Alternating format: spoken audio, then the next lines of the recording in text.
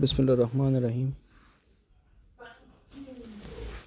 सबसे पहले तो मेरे पास एक हो रहा है जिसमें डायग्राम शो हो रही है, जिसमें लिफ्ट सिस्टम है। इसमें एलिवेटर का मास m1 है और जो काउंटर बैलेंस है उसका मास हैवी वेट है, उसका मास m2 है। At what rate does the motor provide energy to the system when the elevator is rising at a steady speed v।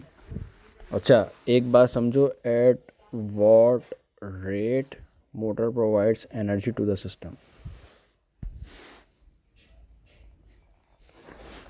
This is not energy, this is basically your power.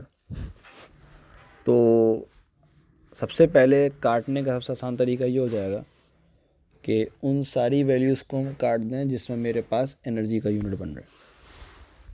Half mv² energy है, काट दो। Half change in mass into v² energy है, काट दो। mgv, हाँ ये मज़े की चीज़ है, इसको सॉल्व करना पड़ेगा। इसको सॉल्व करके देख लेते हैं इसमें यूनिट किसका बन रहा है, पावर का बन रहा है, नहीं बन रहा। पावर वैसे होती है कि एनर्जी ओवर टाइम, मतलब power energy is basically kilogram metre square second -2 upon time second. तो ये बन जाती है किलोग्राम मीटर स्क्वायर सेकंड -3। तो मास मतलब किलोग्राम, ग्रेविटी मीटर पर सेकंड स्क्वायर, वेलोसिटी मीटर पर सेकंड। तो किलोग्राम मीटर स्क्वायर सेकंड -3, हाँ मतलब ये भी सही है और ये भी सही है। तो just only with the help of values, मतलब बेस यूनिट्स, मैंने एक डिटेक्ट कर लिया कि या तो आंसर सी होगा या फिर डी होगा, ए और बी में से तो हो ही नहीं सकता। अच्छा भाई, यहाँ तक तो आधी बात आई होप समझ आ गई होगी। अब थोड़ा सा आगे बढ़ते हैं कि एलिवेटर जब ऊपर जा रहा है तो उसकी ग्रेविटेशनल पोटेंशियल एनर्जी कितनी हो रही है।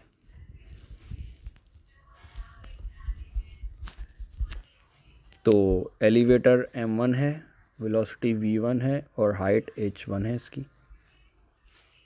तो m1 g h1, और ये कुछ टाइम भी ले रहा है, पर यूनिट टाइम t हो गया। तो ये बन जाएगा m1 g times h1 over t। अगर मैं बोलूँ तो distance over time is my velocity, तो ये बन गया m1 g v। ये है एलिवेटर। इसके बाद अब आ रहा है मेरे पास वो जो बड़ा वाला बसन था, m2। तो पोटेंशियल एनर्जी इसकी निकाल लेते हैं, m2 g h2। तो ये मेरे पास क्या बन जाएगा, rate of change of energy m2 g h2 over t। तो ये बन गया m2 g v, वही डिस्टेंस ओवर टाइम। अच्छा, अब एक और चीज़ देखनी है कि when the elevator is rising at a study speed, मतलब ये ऊपर जा रहा है और ये नीचे जा रहा है। बात सीधी सी समझ आ रही है, पलड़ा भारी पड़ रहा है मेरे पास बड़े बैलेंस का। तो और मोटर घूम भी मतलब ऐसे रही होगी, मतलब मोटर फेवर कर रही है राइट हैंड साइड को, लेफ्ट हैंड साइड अकेली हो गई। तो अब मैं बोल सकता हूँ कि लेफ्ट हैंड साइड बराबर है राइट हैंड साइड के पावर के। तो m1 gv would be equals to m2 gv plus power जो कि मोटर से मिल रही है।